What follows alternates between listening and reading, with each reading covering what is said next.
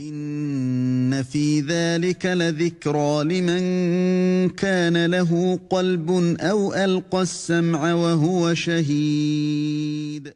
Bismillah ar-Rahman ar-Rahim. Assalamu alaikum wa rahmatullahi wa barakatuh.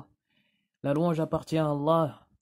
Nous le louons, le remercions, nous nous réfugions auprès de lui contre le mal présent dans nos propres personnes et contre le mal des péchés que l'on a pu commettre. Celui qu'Allah guide, nul ne pourra l'égarer. Quant à celui qui l'égare, alors il ne trouvera jamais de guide. J'atteste que nul ne mérite d'être adoré en dehors d'Allah, seul et sans associé. Et j'atteste que Mohammed est son noble serviteur et messager. Qu'Allah le salue, le couvre d'éloges, ainsi que sa famille et l'ensemble de ses compagnons. Sachez, chers frères et sœurs, que la meilleure des paroles est celle de notre Seigneur Allah, l'exalté, la meilleure des voix est sans nul doute celle de notre prophète Mohammed, sallallahu alayhi wa sallam, et la pire des choses en religion est la nouveauté. Toute nouveauté religieuse est innovation, toute innovation est égarement, et tout égarement mène en enfer. Qu'Allah nous en préserve et nous accorde à tous la réussite et le paradis. Chers frères et sœurs, par cette intervention, nous sommes dans la continuité de notre lecture du livre Riyad as-Salihin, dans sa traduction Le Jardin des Vertueux, Les Jardins des Vertueux, ce livre bénéfique qui a pour auteur le Cheikh Nawawi, qu'Allah lui accorde la miséricorde. C'est un livre grandiose qui registre énormément de récits prophétiques authentiques. C'est pour cette raison qu'il a cette popularité et que beaucoup de personnes lui donnent une importance. Et par cette intervention, par nos cours, nous tentons humblement de participer à ce travail de méditation sur la sunna de notre prophète Mohammed sallallahu alayhi wa sallam. Nous demandons donc à Allah de nous accorder en toutes circonstances la sincérité et la réussite. Le fait est que nous étions arrivés à un chapitre parmi les chapitres qui ont été avancés par le Cheikh Nawawi rahimahullah ta'ala dans son livre, et ce chapitre important, je dirais même très important, est celui de la patience. La patience qui est, je vous le rappelle, une adoration immense pour laquelle Allah a couvert d'éloges ceux qui la pratiquent en leur annonçant la bonne nouvelle d'une récompense mondaine dans cette vie et future dans l'au-delà. Qu'Allah Azza wa Jal nous guide et nous accorde cette récompense. Chers frères et sœurs, sachez que les hadiths, les récits prophétiques que nous allons avancer dans cette intervention, ainsi que ceux qui ont déjà été exposés dans nos cours précédents, concernent tous la patience. En effet, dans nos anciens cours, nous avons cité un bon nombre de versets, un bon nombre de hadiths, de récits prophétiques qui viennent nous montrer de façon claire l'importance de cette adoration qui est la patience. La patience, chers frères et sœurs, est une obligation parmi les obligations religieuses. C'est une adoration parmi les adorations les plus importantes. Allah, dans de nombreux versets, qu'il soit exalté, ordonne aux musulmans de faire preuve de patience, à l'exemple de ces quelques versets que nous allons citer où Allah Azza wa Jal dit, selon le sens rapproché toujours, ô vous qui avez cru, patientez et incitez-vous à la patience. Il dit dans un autre verset qui soit exalté, patientez, certes Allah est avec les patients. Et dans un autre verset, selon le sens rapproché, il dit patience et que ta patience ne soit que pour Allah. Chers frères, chères sœurs, ce qui est obligatoire sur toi ou pour toi en termes de patience, c'est que ta patience soit présente et mise en pratique dès les premières minutes de l'épreuve. Dès le début, tu ne dois pas attendre un certain temps pour devenir patient lorsque l'épreuve te touche. Non, tu dois être patient dès les premières minutes de l'épreuve.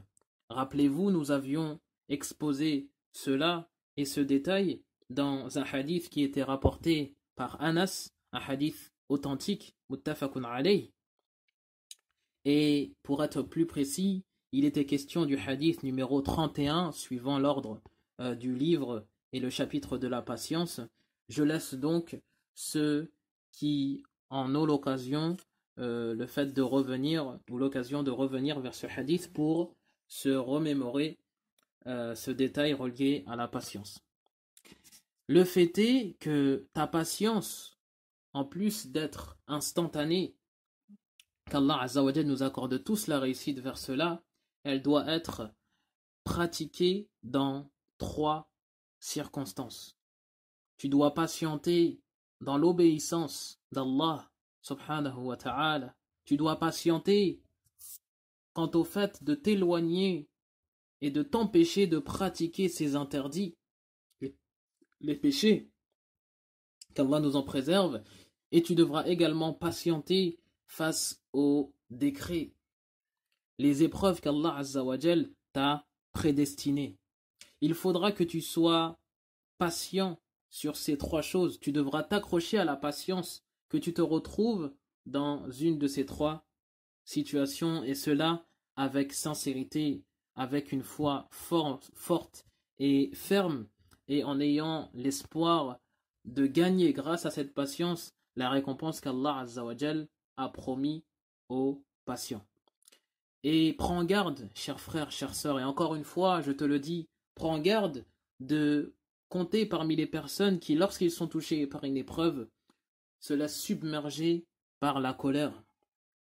Ceux qui n'ont aucune patience, qui sont dépourvus de toute patience, ceux qui vont à l'encontre de ceux pourquoi le prophète Mohammed sallallahu alayhi wa sallam a montré de la satisfaction dans le hadith que l'on a cité de nombreuses fois, où il dit comme la situation du musulman est étonnante, toute son affaire est positive. Lorsqu'un bien le touche, il n'aura qu'à remercier et il sera récompensé par cela, il trouvera un bien. Et s'il est éprouvé, si un mal le touche, il patientera et il trouvera dans cela un bien. Ne sois pas du nombre des personnes qui vont aller à l'encontre de ces enseignements prophétiques. Du nombre de personnes qui, malheureusement, lorsqu'ils reçoivent un bienfait de la part d'Allah, se détournent, deviennent ingrats. Ne sois pas du nombre de ces personnes, et ne sois pas des personnes qui, également, lorsqu'ils sont éprouvés par un mal, par une catastrophe, perdent patience, s'énervent, et ne sois pas parmi les personnes qui, lorsqu'ils commettent une faute, un péché, s'enorgueillissent, deviennent prétentieux et ne se repentent pas. Ne sois pas du nombre de ces personnes, qu'Allah nous en préserve. Chers frères et sœurs, dans cette intervention, nous allons citer un certain nombre de récits prophétiques toujours présents dans le chapitre de la patience du livre Riyad as-Salihin, les jardins des vertueux. Et le hadith que l'on cite aujourd'hui est celui qui porte le numéro, si je ne me trompe, 45. C'est un hadith rapporté par Abu Huraira, radiyallahu anhu, qu'Allah soit satisfait de lui et de l'agré, qui nous dit que l'envoyé d'Allah, Muhammad sallallahu alayhi wa sallam, a dit: la personne forte n'est pas celle qui oppresse les gens, celle qui perd patience, qui s'énerve. La véritable personne qui est forte est celui qui est capable de se contenir alors qu'il est en colère. Et ce hadith est authentique, chers frères et sœurs. Comprends bien la parole de ton prophète Mohammed sallallahu alayhi wa sallam dans ce hadith authentique. Allah t'accorde la réussite. Tu dois savoir que la véritable personne forte, celle qui mérite d'être appelée comme cela, celle qui mérite d'avoir cet éloge, est celui qui justement va réussir à se contenir alors qu'il est submergé de colère. Il va laisser cela intérieur. Il va intérioriser tout cela et contenir sa colère. Garder un comportement honorable. Cela n'est pas facile, vous le savez. La véritable force est ici. La personne forte, la voilà, celle qui contient sa colère, qui arrive à se canaliser lorsqu'il est touché par de la colère. Notre prophète Mohammed sallallahu alayhi wa sallam, avec la permission d'Allah, est celui qui va justement nous donner la véritable définition des choses, le véritable sens des mots. Pourquoi je vous dis cela? Car dans ce type de situation, dans une situation où deux personnes sont en colère, si on prend un groupe de personnes, peut-être que telle ou telle personne, nous assurerons que la personne qui est la plus forte dans cette situation est celle qui tape le plus fort, celle qui crie le plus fort. Non, la véritable définition est celle qui est apportée par le prophète Mohammed sallallahu alayhi wa sallam, celle qui est présente dans le Coran. C'est de cette façon que l'on doit comprendre les choses. Dans ce hadith, nous comprenons qui est la véritable personne forte. Ainsi, nous en déduisons de façon certaine que la voie, la seule voie qui permet de connaître véritablement le sens des choses, le sens des mots, est le Coran et la Sunna. Le Coran, selon la compréhension de nos plus prédécesseurs, et la Sunna authentique de notre prophète Mohammed sallallahu alayhi wa sallam. Ce qui est important, ce qui prend le dessus n'est pas le mot en soi, c'est la réalité, son sens réel. Et c'est un élément que j'aurais aimé vous faire comprendre par cette intervention, en plus de ce que contient le hadith en termes de leçons prophétiques et bénéfiques. N'oublie pas, chers frères, chères sœurs, que la colère est un feu par lequel la personne va pousser son être à la destruction. Si la personne ne contrôle pas sa colère, elle peut tomber dans de graves erreurs. Vous n'êtes pas sans savoir que la personne, lorsqu'elle est dans une colère intense, peut en frapper une autre. Elle peut maudire ou insulter telle ou telle personne, elle peut même aller jusqu'au divorce. Combien de cas de divorce avons-nous vus à cause d'une colère qui n'a pas été contrôlée à un moment bien déterminé, qu'Allah nous en préserve. Alors que celui qui contrôle sa colère, celui-là goûtera une énorme récompense et sera le véritable gagnant. Voilà le premier hadith que je voulais vous apporter. Le deuxième hadith que nous allons avancer dans cette intervention est celui qui porte le numéro 44, toujours dans le chapitre de la patience de Riyad al-Salihin, et c'est un hadith rapporté par Anas, et c'est un hadith authentique. Je vous ai donné toutes les références, car en vérité dans cette intervention je ne vais pas lire et citer le hadith dans sa totalité, car il est un peu long, et comme j'ai l'habitude de le faire, j'aime que les interventions soient claires et concises, afin que la personne en mémorise le maximum et en retienne le maximum de choses. Je vais donc me contenter de citer l'histoire de façon générale en appuyant sur quelques leçons profitables et bénéfiques et laisser chaque personne qui le désire revenir vers la lecture complète de ce hadith qui, comme je vous l'ai dit, est le numéro 44 du chapitre de la patience, et c'est un hadith rapporté par Anas radiyallahu an. Cette histoire, celle présente dans le hadith, est en vérité l'histoire de celle qui était appelée Sulaym, Anas, qu'Allah soit satisfait d'elle. Cette histoire relate la grande patience qui l'a caractérisée, et cette patience a atteint son paroxysme dans un événement qui l'a atteint, dans une épreuve, une catastrophe qui l'a atteint, et c'est cette histoire justement qui est avancé dans le hadith. Je vous laisse vous concentrer. Elle raconte dans ce hadith qu'elle mit au monde un enfant qui tomba gravement malade jusqu'à mourir de cette maladie.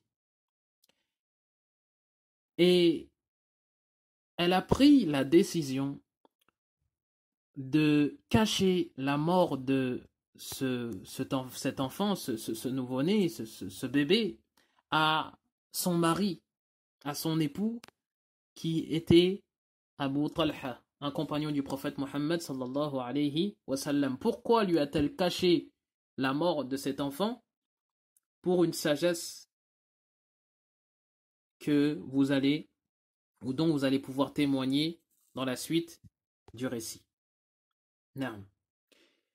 Donc lorsque Abu Talha, donc en ce jour terrible, le jour de la mort de son enfant, est revenu à la maison, elle ne lui a donc pas dit et informé de cette catastrophe, mais plutôt elle lui a préparé un bon repas.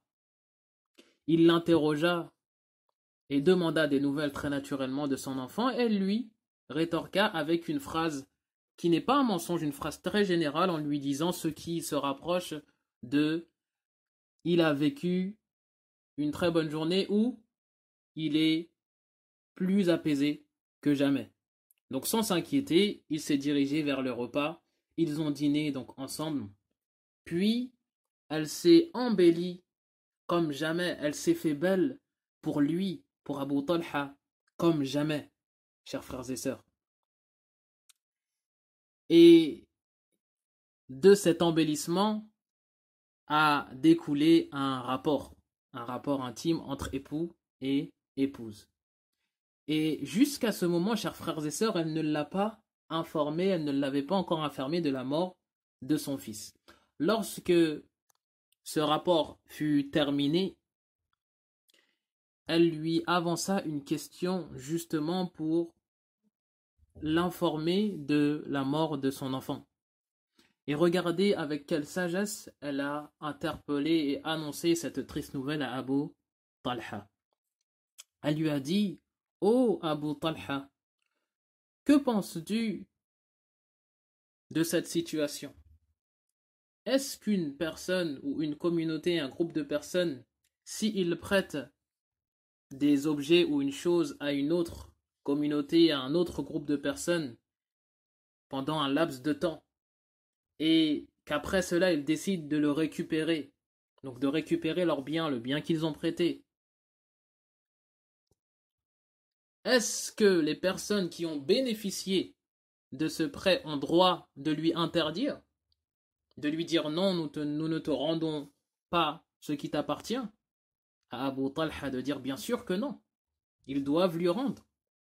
Le propriétaire est en droit de récupérer ce qui lui appartient. Regardez l'exemple. Après lui avoir posé cette question, elle lui a dit: fais le rapprochement avec ton fils. Fais le rapprochement avec ton fils. C'est-à-dire, ton fils a perdu la vie et ton fils, c'est Allah qui nous l'a donné, mais c'est son serviteur et il l'a repris. Ainsi, il nous incombe d'être patients et d'espérer par notre patience la récompense d'Allah subhanahu wa ta'ala. Et comment ne pouvait-elle pas avoir raison? Alors que le prophète Mohammed sallallahu alayhi wa sallam, dans de nombreuses paroles, informait les musulmans de quel était le mérite de la patience. N'oubliez pas que le prophète Mohammed sallallahu alayhi wa sallam, dans un hadith que l'on a cité précédemment, un hadith de Abu Huraira, qu'Allah soit satisfait de lui, où il dit que le prophète Mohammed sallallahu alayhi wa sallam a dit: Allah le Très-Haut, l'exalté, a dit: il n'est pas de serviteur dans cette vie pour qui j'ai pris ou repris un être cher et qui face à cela patiente sans que sa récompense ne soit le paradis. Vous vous rappelez de ce hadith? Nous l'avons cité il y a quelques cours. Et c'est un hadith authentique. N'oubliez pas qu'Allah, l'exalté, dit dans ce verset que vous connaissez tous selon le sens rapproché, et annonce la bonne nouvelle aux patients, ceux qui, lorsqu'ils sont touchés par une épreuve, disent « Nous appartenons à Allah et c'est vers lui que sera notre retour. » Allah Azza wa Jalla dans la suite du verset dit « À cela, Allah leur accordera ses bénédictions et une miséricorde, et ceux-là sont certes ceux qui sont bien guidés. » Bien sûr qu'elle avait raison de se comporter de cette façon et de manifester cette patience, mais comme vous le savez, ou pour ceux qui l'ont vécu, elle avait du mérite et elle a du mérite qu'Allah soit satisfait d'elle, car cette épreuve est une épreuve très difficile et cette patience n'est pas à la portée de tout le monde, qu'Allah nous accorde cette patience et nous guide et nous rapproche encore plus de lui. C'est certes lui qui répond à l'invocation de celui qui l'invoque au moment où il l'invoque. Quel a été le comportement de Abu Talha, qu'Allah soit satisfait de lui, lorsqu'elle l'informa de la situation, de la réalité de la situation? Il s'énerva, il n'a pas pu patienter. Il lui a dit « Tu m'as laissé faire tout cela donc dans cet état sans me prévenir ?» Ensuite il est parti donc à la rencontre du prophète Mohammed sallallahu alayhi wa sallam pour se plaindre de cette situation, pour se plaindre du comportement de Sulaym, qu'Allah soit satisfait d'elle. Figurez-vous que le prophète Mohammed sallallahu alayhi wa sallam n'a pas donné raison à Abu Talha. Il a plutôt donné raison à Sulaym pour sa patience et pour son beau comportement.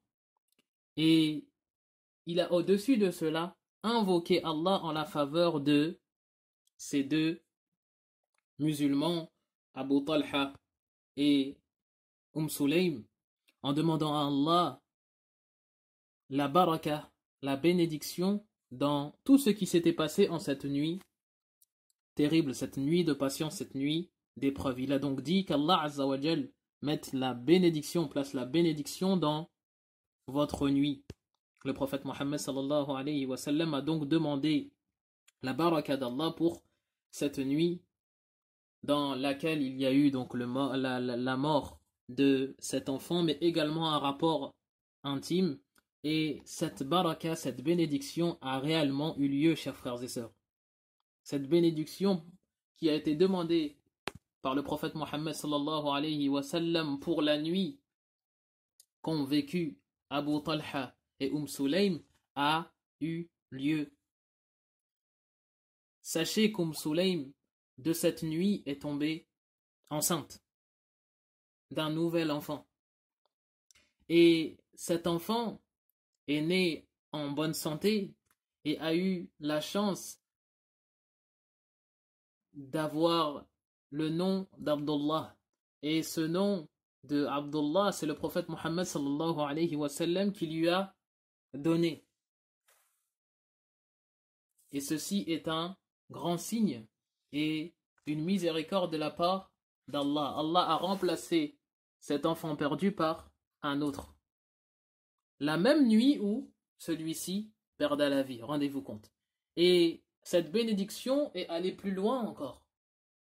Il est rapporté dans une version authentique du hadith, notamment rapporté par l'imam al-Bukhari, que Ibn Uyayna a dit qu'un jour un homme parmi les Ansar, parmi les compagnons du prophète Mohammed sallallahu alayhi wa sallam, a apporté plus de détails. Il dit: j'ai vu 7 fils de qui?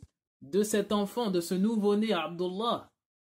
7 de ses fils, et chacun de ses fils avait mémorisé le Coran. Chacun de ses enfants avait mémorisé le Coran, chers frères et sœurs. Allahu Akbar. Regardez la baraka d'Allah, la baraka qu'Allah Azza wa Jal a placée dans cette nuit grâce à la patience, notamment de Sulaym, qu'Allah soit satisfait d'elle et qu'Allah soit satisfait de l'ensemble des compagnons. Donc cette bénédiction a réellement eu lieu pour Abu Talha et pour son épouse, et cela car ils ont patienté d'une belle patience et ont cru au signe d'Allah avec certitude. Chers frères et sœurs, cette histoire contient de nombreuses leçons prophétiques et bénéfiques. Parmi celles-ci, il y a le mérite de la patience et du fait d'espérer la récompense d'Allah subhanahu wa ta'ala grâce à cette patience. La preuve étant que le prophète Mohammed sallallahu alayhi wa sallam n'a pas reproché le comportement Sulaym, le comportement qu'elle a eu donc pendant cette nuit d'épreuve, au contraire. Il y a également dans ce récit prophétique l'exposé du mérite de l'invocation que l'on va faire pour le nouveau-né.